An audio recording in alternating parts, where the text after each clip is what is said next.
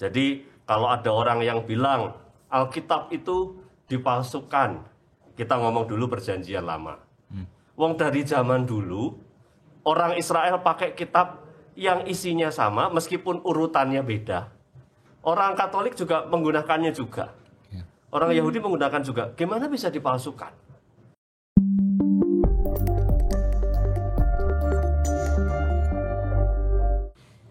Hai teman-teman, ini podcast Remaja. Di sini kita akan jawab pertanyaan yang teman-teman submit ke kita seputar Alkitab dan agama. Terus kalau ada pertanyaan yang mau ditanyain lagi, langsung ditulis di form di bawah ini ya. Oke, sebelumnya kenalin, aku Yunika. Dan aku Kelan. Pembicara kita sekarang adalah ada Boni. Kak Boni. Oke, sebelum mulai mari kita doa dulu ya. Tuhan, terima kasih karena Engkau telah mengumpulkan kami pada hari ini di tempat untuk menjawab pertanyaan yang diberikan oleh teman-teman kami. Berkati supaya podcast ini bisa memberikan mereka menonton lebih banyak ilmu dan mengerti lebih banyak tentang Engkau ya Tuhan. Terima kasih Tuhan, amin. Oke, langsung aja ke pertanyaannya ya Kak. Jadi ada teman kita yang tanya, kan Alkitab disusun dari banyak tulisan yang terpisah. Gimana proses pemilihan tulisan-tulisan untuk dirangkum menjadi Alkitab? Mana yang dimasukin, mana yang enggak? Alasannya kenapa? Kalau begitu, apakah ada cerita zaman Alkitab yang disembunyikan atau tidak disampaikan dan alasannya kenapa?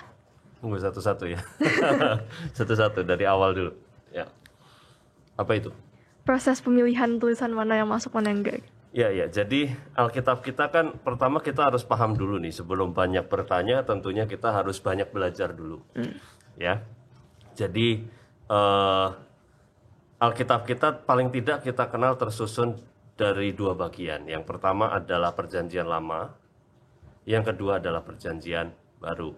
Perjanjian Lama itu terdiri dari 39 kitab, Perjanjian Baru itu 27. Jadi jumlah totalnya adalah 66. Ya, karena itulah kemudian kita mengenal Alkitab dalam dua bagian ini. Nah, sebelum saya menjawab pertanyaan itu, Alkitab ini disusun berdasarkan perjalanan sejarah keselamatan. Dari Kejadian, dari kitab nabi-nabi, lalu kemudian sampai masuk kepada Yesus, lalu sampai kitab yang paling akhir Wahyu, yang sifatnya adalah apokaliptis, menyingkapkan sesuatu yang ada di masa depan. Nah, pertanyaannya menarik. Bagaimana Alkitab ini disusun? Alkitab ini disusun tidak dalam satu termin waktu tertentu. Disusun oleh bapak-bapak gereja. Bahkan sebelumnya, itu telah dipakai dalam komunitas Yahudi juga, khususnya Perjanjian Lama, dan itu ada kanonnya istilahnya. Ada bentuk, ada urutannya, dan bagaimana memilih kitab yang begitu banyak yang beredar dalam komunitas dulu, itu kemudian dimintakan kuasa dari Roh Kudus, lalu kemudian bapak-bapak gereja ini bersidang. Jadi sekali lagi kita harus tahu bahwa ini tidak berlangsung sehari dua hari, tetapi berlangsung dalam perjalanan komunitas yang panjang. Nah, kita kenal dulu, ada istilah kanon. Kanon itu dalam bahasa Yunani, istilahnya kanon. Kalau dalam bahasa yang lain, Semit begitu, kaneh. Ya, artinya apa? Tongkat buat ngukur. Kalau sekarang itu meteran. Ya, meteran ada yang digital bahkan sekarang kan. Kalau dulu untuk mengukur itu menggunakan tongkat pengukur. Sehingga kanonisasi ini berarti batasan atau ukuran yang ditetapkan oleh para pendahulu kita, bapak-bapak gereja, bapak-bapak komunitas keagamaan pada saat itu untuk masuk dalam kesimpulan kitab ini layak atau tidak layak untuk menjadi panduan dari komunitas itu. Sebab kitab-kitab itu tentu tulisannya banyak, yang nulis banyak.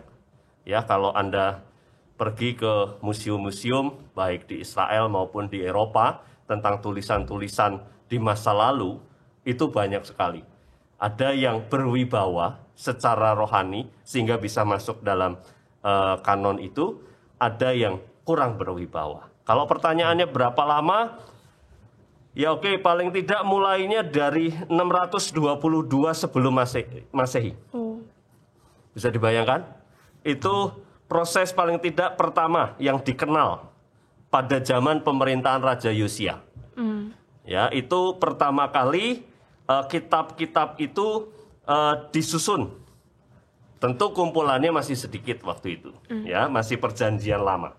Lalu kemudian di tahun 586 sampai 539 sebelum Masehi, itu kemudian kitab nabi-nabi di perjanjian lama ditambahkan ke dalam kumpulan kitab-kitab yang kita yakini menjadi kitab yang suci itu pada masa pembuangan oleh para imam.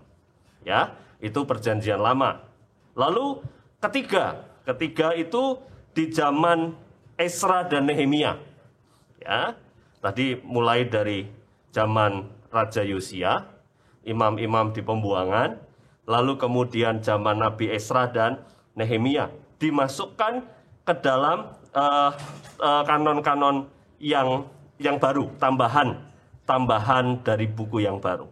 Nah, kemudian yang lain lagi adalah perjanjian baru. Perjanjian baru ini kemudian 100-200 tahun pada masa sesudah Yesus itu banyak tersebar tulisan. Ya, tersebar tulisan, lalu tulisan-tulisan itu kemudian dikumpulkan, dilihat, dicermati. Nah, ukurannya apa, kanonnya apa yang waktu itu untuk mengukur perjanjian baru? Yang dipakai adalah yang pertama, memiliki unsur kerasulan. Ya, kerasulan itu maksudnya apa? Kitab-kitab yang ditulis oleh banyak orang itu terus dicermati satu-satu, ini sesuai nggak dengan tradisi para rasul yang bersama dengan Yesus. Jadi nggak sembarangan, ada penelitiannya. Meskipun mungkin tidak seilmiah saat ini, tetapi pada saat itu dengan tuntunan iman dan tuntunan Roh Kudus, mereka menggali. Ini cocok nggak sama kisah para rasul? Kemudian yang kedua, ortodoksi namanya.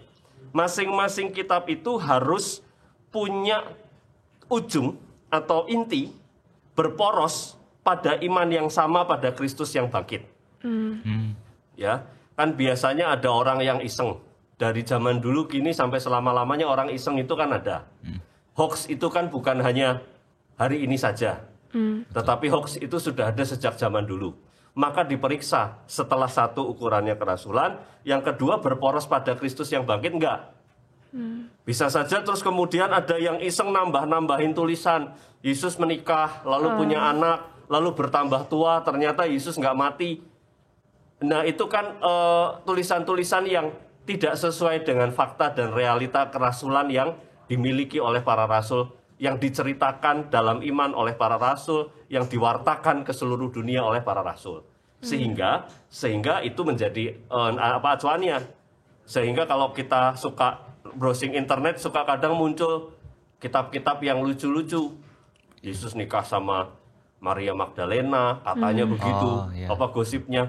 Jangan mudah kemakan yang seperti itu, karena pada saat itu sudah ada sudah ada tolok ukurnya, yaitu berpusat pada Yesus yang bangkit, dan itu disaksikan oleh banyak orang. Kebangkitan Yesus kan bukan disaksikan oleh 1-2 orang saja, tetapi sudah diakui. Lalu yang ketiga, antik sifatnya. Apa sih maksudnya antik? Kitab yang paling tua. Jadi tadi kerasulan, berporos pada Kristus. Kalau masih ada puluhan kitab dengan kategori ini, yang dipilih yang mana?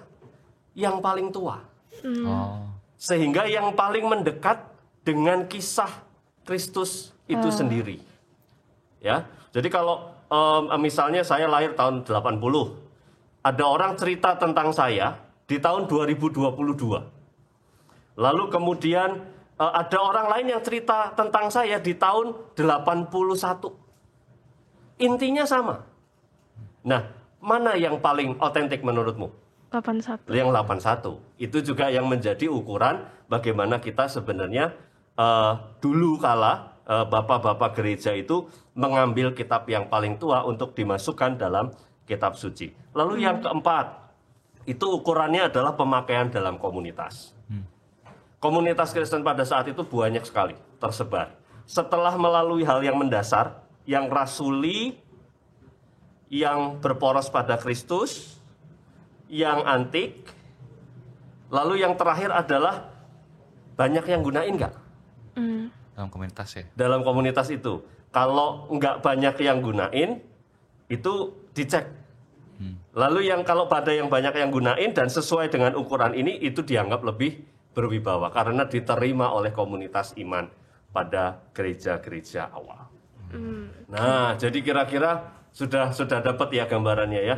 Kalau perjanjian lama, memang kita punya keselarasan dengan kitabnya orang Ibrani, kitab orang Israel.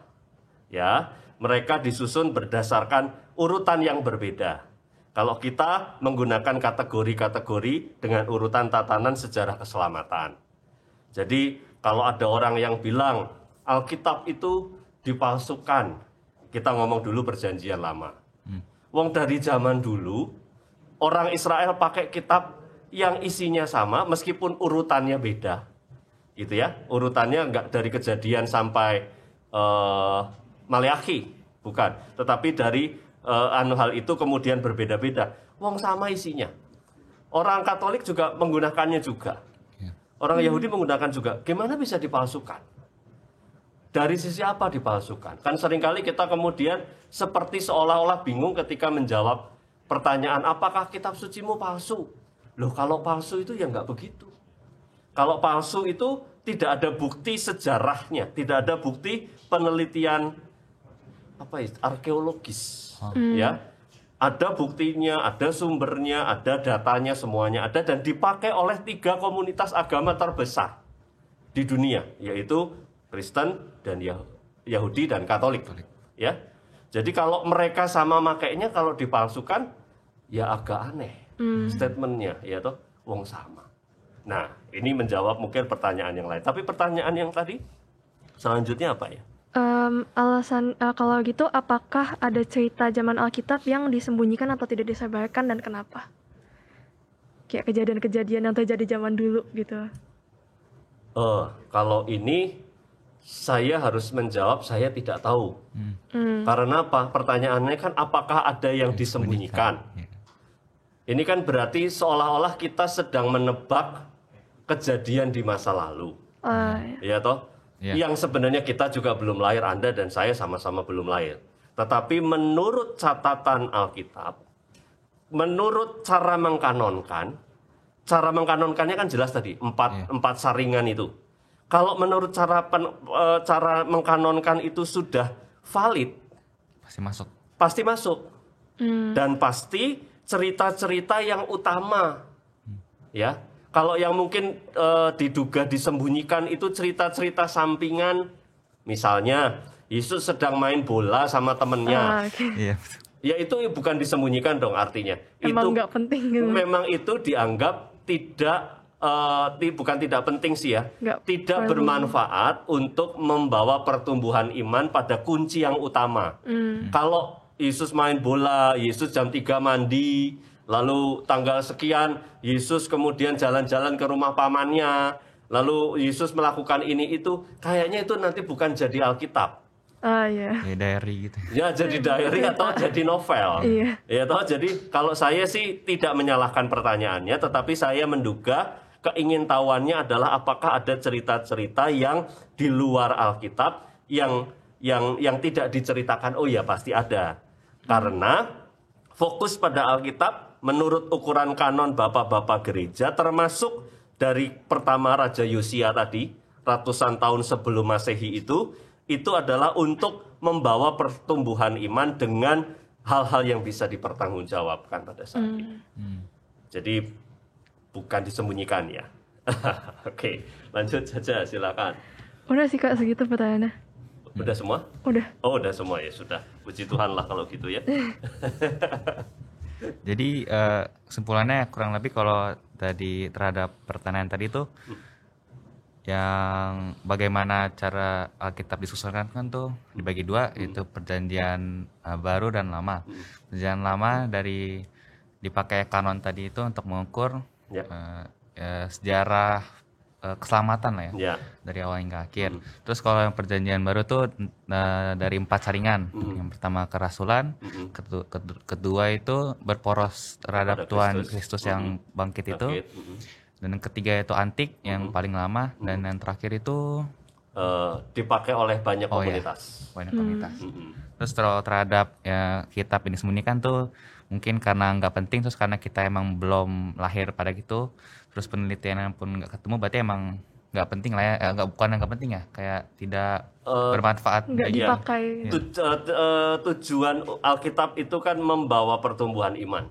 Jadi kisah-kisah itu tentunya kitab-kitab itu mencatatnya adalah catatan-catatan kunci untuk menumbuh iman ya. menumbuhkan iman. Oke, seperti itu aja. Oke, segini dulu pertanyaan bisa kita jawab hari ini. Sebelum kita akhirin podcastnya, mari kita bersatu dalam doa dulu. Tuhan, terima kasih Tuhan telah berkati kami semua sehingga dapat berkumpul dalam podcast ini. Terima kasih telah menjaga kita selama ini dan telah membimbing kami semua dalam dari awal hingga akhir podcast ini. Terima kasih kepada Kak Boni yang telah mencerahkan dan memberikan jawaban terhadap pertanyaan kami tadi, dan semoga dapat bermanfaat bagi masa depan dan juga keinginan tahunan kami masing-masing. Terima kasih Tuhan, dalam nama saya kami berdoa dan mengucap syukur. Haleluya, amin. Amin. Terima kasih. Makasih Kak Boni. Untuk teman-teman yang punya pertanyaan, jangan lupa isi form di description box di bawah. Betul. Segitu dulu, thank you, bye-bye. Bye-bye.